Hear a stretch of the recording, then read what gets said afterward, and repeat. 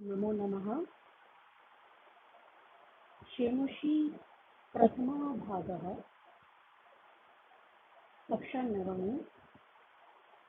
अहं डॉक्टर रीता शर्मा, प्रवक्त्री संस्कृत राजकीय प्रतिभा विकास विद्यालय पश्चिम बिहारतः सर्वेषां कृते अद्य शेमुषी भाग प्रथमतः पञ्चमः पाठः अद्य वयं पठिष्यामः।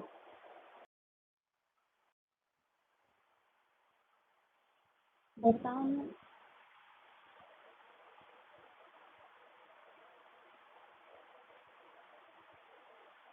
पाठ्यक्रमे पाठः द्वितीयः स्वर्णपाकः, तृतीयः गोदोहनं, पञ्चमः पाठः सुप्तिमौक्तिकं, षष्ठः पाठः भ्रान्तो बालः, नवमः पाठः सिक्तासेतु, दशमः पाठः जटायोः शौर्यम्, एकादशः पाठः पर्यावरणम् अस्ति।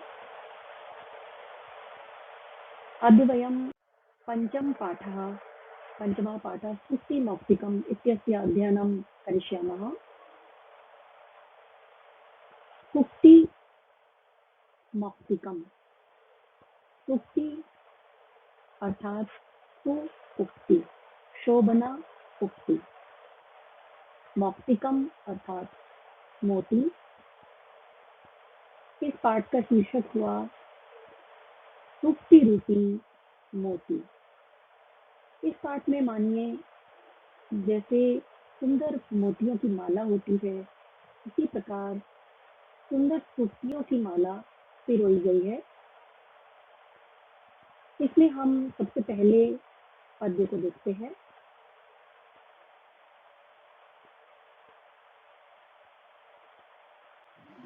सर्वेभ्यो नमो नमः।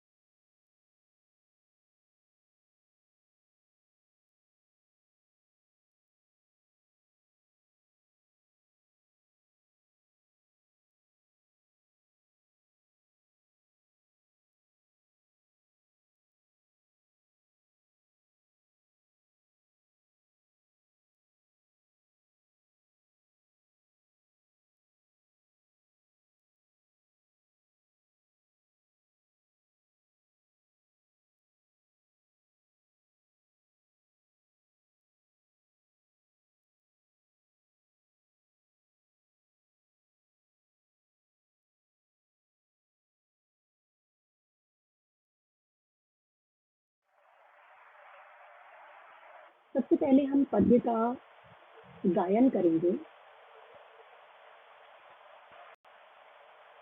वृत्तं यत्नेन संरक्षेद् वित्तमेति च याति च अक्षीणो वित्ततः क्षीणो वृत्ततस्तु हतो हतः। इस पद्य में मानव को यह परामर्श दिया गया है कि वह वृत्तम अर्थात अपने चरित्र को यत्नेन प्रयत्न पूर्वक संरक्षित सुरक्षा करे। वित्तमेति च याति च, धन तो आता है और चला जाता है। अक्षीणो वित्ततः, यदि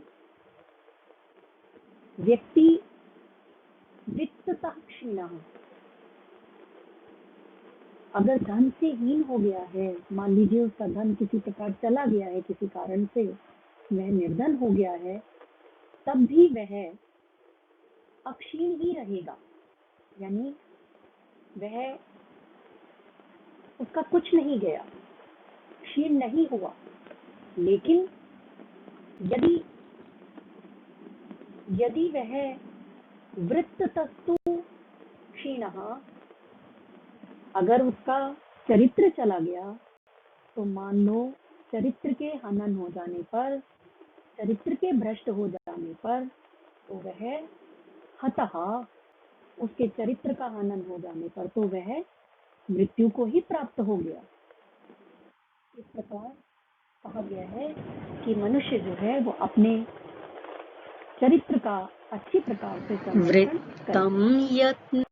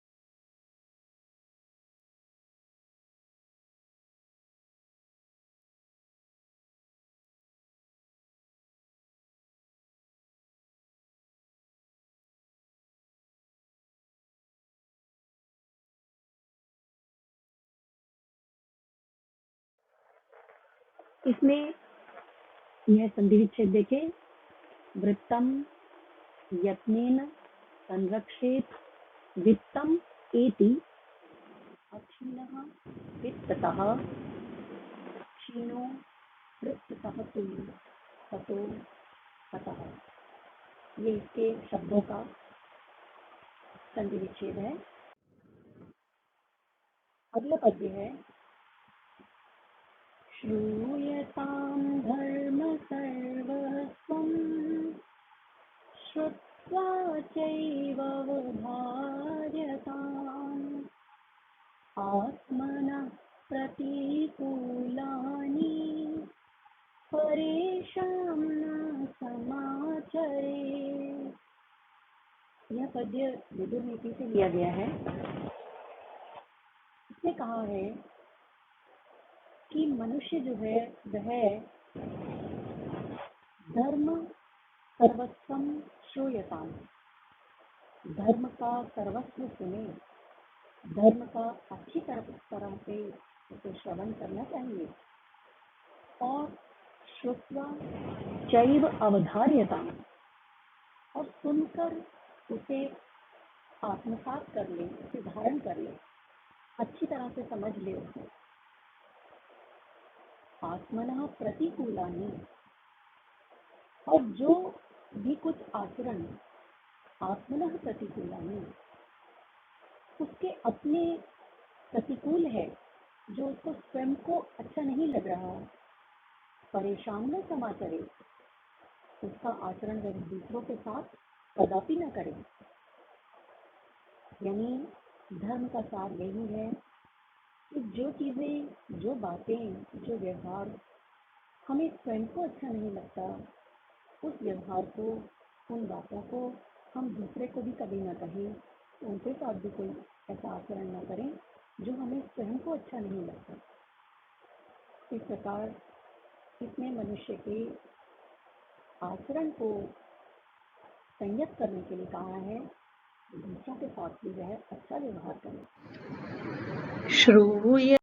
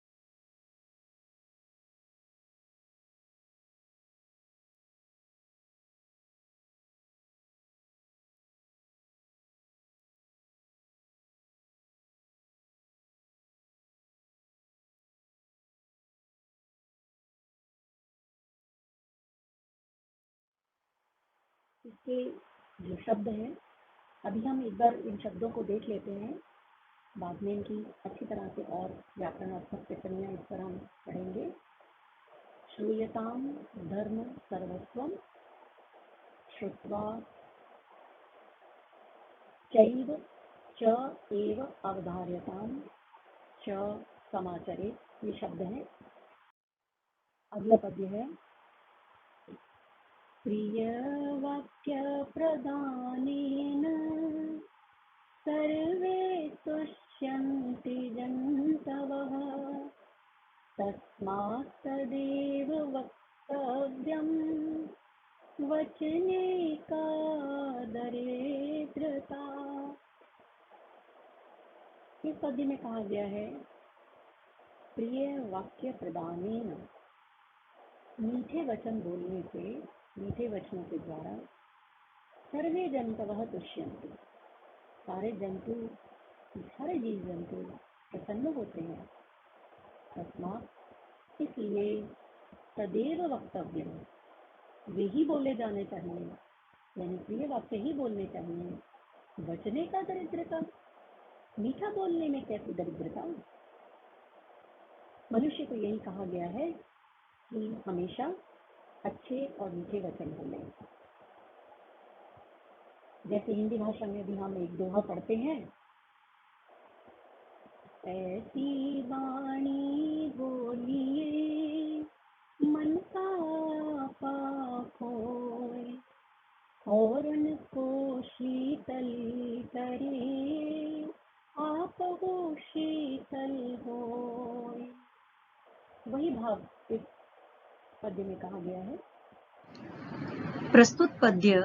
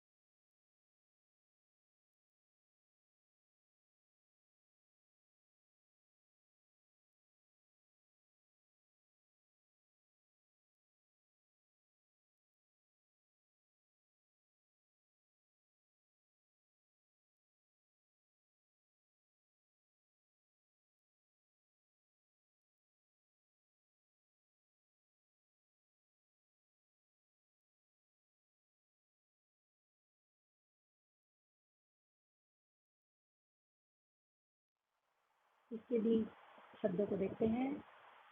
तदेव वक्तव्यम वचने, ये शब्द है। वाक्य सरल भाव बताया गया है इसमें।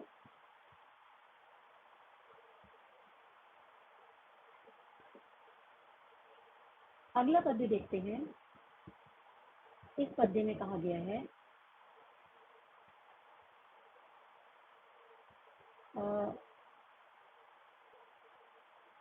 पिबन्ति नद्यः स्वमेनाम्भः,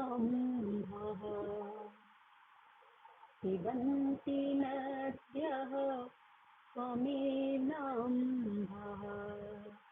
स्वयं न खादन्ति फलानि वृक्षः, नागन्ति सस्यं खलु वारिवाः, परोपकाराय सतां विभूतयः। अर्थात प्रकृति के उदाहरण देकर यह समझाया गया है कि जो सज्जन लोग होते हैं उनका सब कुछ, उनकी सारी विभूतियाँ परोपकाराय, दूसरों के लिए होती है। जैसे प्रकृति में नद्यः स्वयमेव न अम्भा पिबन्ति, नदियाँ स्वयं अपना जल नहीं पीती हैं। वृक्षाः स्वयं न फलानि खादन्ति, वृक्ष स्वयं फल नहीं खाते हैं बल्कि दूसरों को देते हैं। वारिवाह अर्थात बादल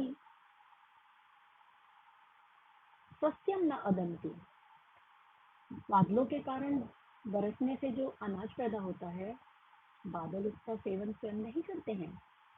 इसी प्रकार जो सज्जन लोग हैं वे अपनी जितनी भी उनकी विभूतियाँ हैं, जितने भी उनकी संपदाएं हैं, वो सब परोपकार के लिए ही उसका उपयोग करते हैं।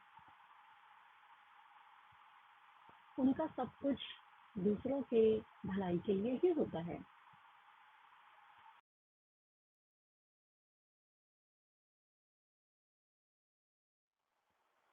प्रस्तुत पद्य में क्या कहा गया है? गुणेष्वेव हि कर्तव्यः प्रयत्नः पुरुषैः सदा, गुणयुक्तो दरिद्रोऽपि नैश्वर्यैर्गुणैः समः। अर्थात गुणेष्वेव, गुणेषु एव ही कर्तव्यः प्रयत्नः पुरुषैः सदा, पुरुषैः मनुष्यों के द्वारा सदा हमेशा, गुणेषु एव ही प्रयत्नः कर्तव्यः मनुष्यों के द्वारा हमेशा गुणों में ही, गुण प्राप्ति में ही प्रयत्न कर्तव्यः प्रयत्न किया जाना चाहिए। क्योंकि गुण युक्तो दरिद्रोपि, गुणों से युक्त लेकिन अगर दरिद्र भी है वो व्यक्ति, दरिद्र होने पर भी यदि वह गुणों से युक्त है तो भी वह न ऐश्वर्यैर अगुणैः समः, अगुणैः गुणों से हीन मगर ऐश्वर्यशाली व्यक्ति के समान नहीं है। इन दोनों की कोई समानता नहीं हो सकती। ऐश्वर्यशाली व्यक्ति यदि गुणों से रहित है तो भी वह गुण युक्त परंतु दरिद्र व्यक्ति के समान नहीं हो सकता। इस संसार में गुणों के कारण ही मनुष्य सम्मान प्राप्त करता है, अपने गुणों के कारण ही वह पूजा जाता है। इसलिए कहा है कि मनुष्य हमेशा गुण प्राप्ति के लिए ही प्रयत्न करे।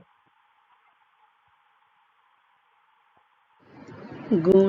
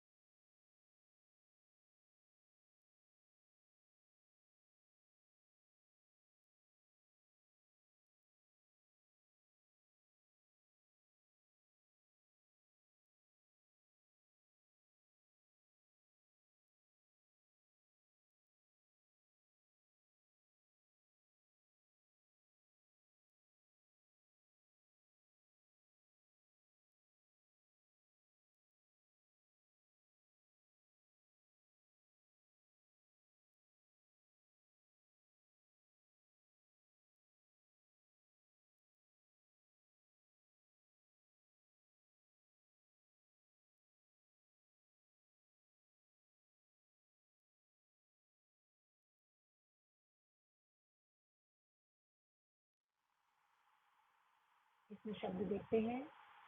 जैसा अभी हमने देखा, गुणेषु एव गुणयुक्तो गुणयुक्तः दरिद्रः अपि न ईश्वर्यैः अगुणैः। ये इसके पद्य है, शब्द है। देखते हैं।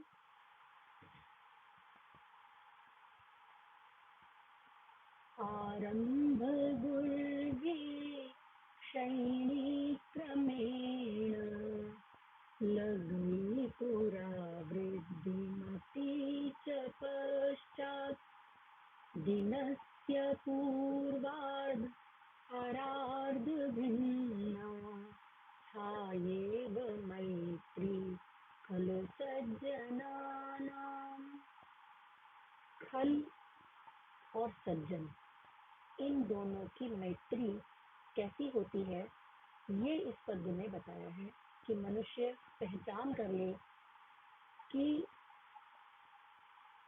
जिस प्रकार छाया दिनस्य पूर्वार्ध परार्ध भिन्ना, दिन के पूर्वार्ध भाग में अलग होती है और परार्ध भाग में अलग होती है, वैसे ही खल की और सज्जन की मित्रता अलग अलग तरह की होती है। क्या पहचान होती है? खल की मित्रता कैसी होती है? आरंभ गुर्वी, शुरू में तो बहुत महान दिखती है, बहुत बड़ी दिखती है, लेकिन क्रमेण क्षयणी, धीरे धीरे वो घटती चली जाती है। और सज्जन की मैत्री कैसी होती है? लघवी पुरा, पहले तो छोटी होती है, लघवी होती है, वृद्धिमती च पश्चात, और बाद में बढ़ती चली जाती है। दिन के पूर्वार्ध और परार्ध की तरह, जैसे दिन के पूर्व भाग में जो छाया होती है पहले बड़ी होती है और धीरे धीरे घटती जाती है, और आधे भाग के बाद, मध्याह्न के बाद जो छाया होती है वो पहले छोटी होती है और धीरे धीरे बड़ी होती है। तो इस प्रकार ही खल अर्थात दुष्ट और सज्जन की मैत्री होती है, जो छाया की तरह घटती और बढ़ती है। आरंभ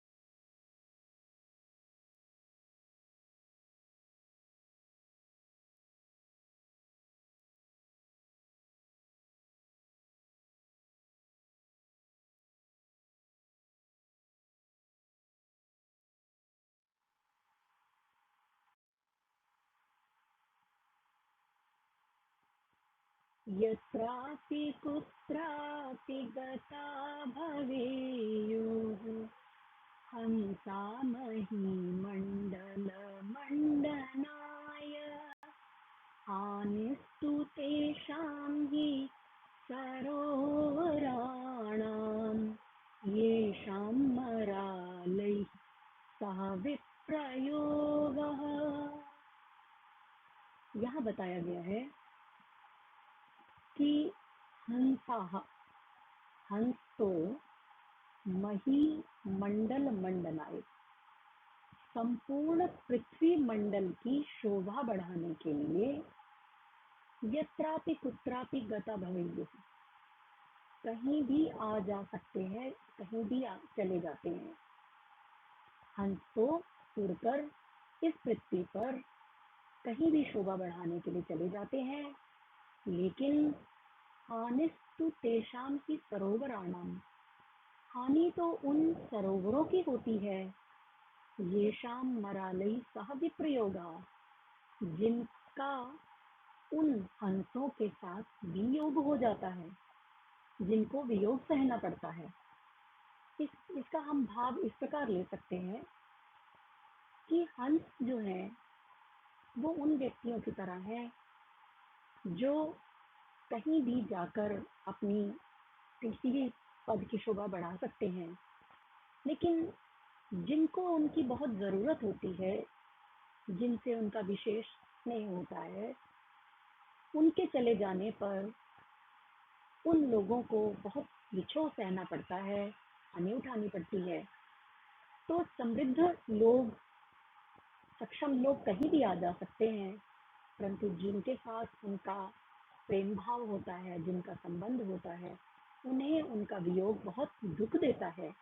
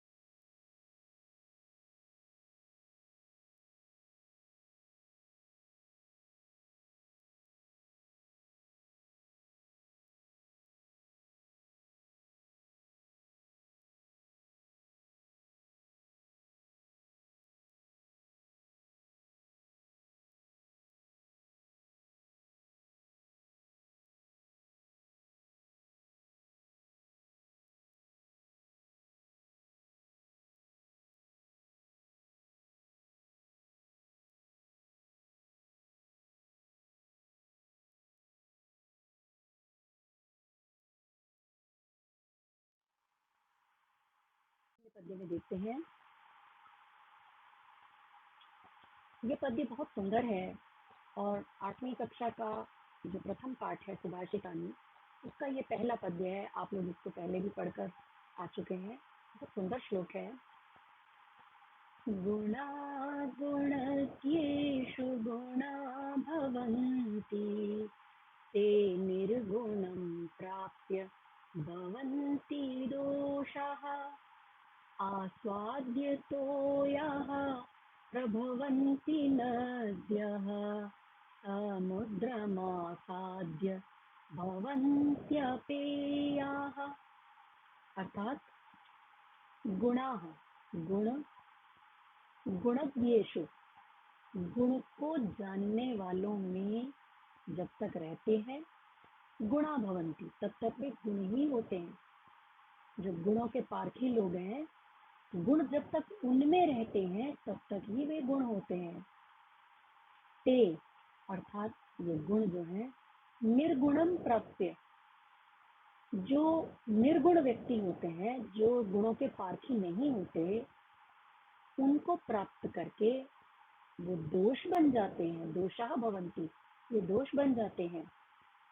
जिस प्रकार नद्यः, नदियां आस्वाद्य तोयाः प्रभवन्ति, बहुत स्वादिष्ट जल प्रवाहित करती हैं।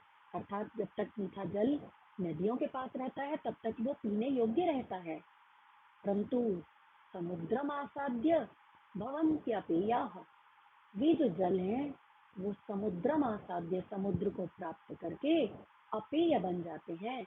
क्योंकि समुद्र का स्वयं का जल खारा होता है, इसलिए उसमें नदियों का जो भी जल मिलता है वह खारा ही बन जाता है। इसलिए गुण, गुणों के जो पारखी लोग हैं, गुणज्ञ लोग हैं, जब तक उनमें रहते हैं तभी तक वे गुण रहते हैं। जब वे अगुणी लोगों के पास चले जाते हैं तो वे दोष बन जाते हैं। इस प्रकार इस पाठ में हमने देखा कि गुणागुणज्ञेषु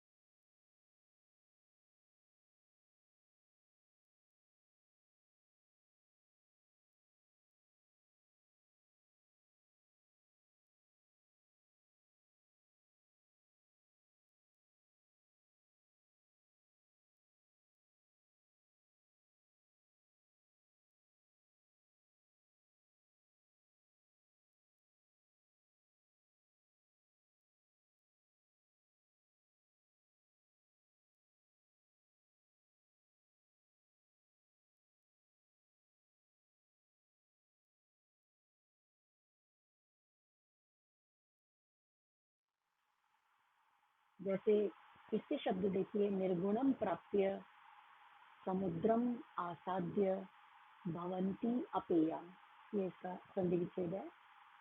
इस प्रकार इस पद्य में इस बताया गया है कि मनुष्य को हमेशा जो गुणी लोग हैं उनका ही सानिध्य करना चाहिए। अच्छे लोगों के सानिध्य में हमारे अवगुण भी गुणों में परिवर्तित हो जाते हैं, लेकिन वही जब हमारा सानिध्य दुष्ट लोगों के साथ होता है, अवगुणी लोगों के साथ होता है, तो हमारे जो गुण हैं वो भी अवगुण बन जाते हैं। तो इस प्रकार इस पाठ में हमने पद्यों के माध्यम से जीवन के उन मूल्यों को जाना जो मनुष्य के जीवन के लिए परम आवश्यक है। हम सबको इन सब का पालन करना चाहिए। जो भी जीवन मूल्य यहाँ बताए गए हैं उनको ग्रहण करना चाहिए और अपने आचरण में लाना चाहिए। धन्यवाद, नमस्कार।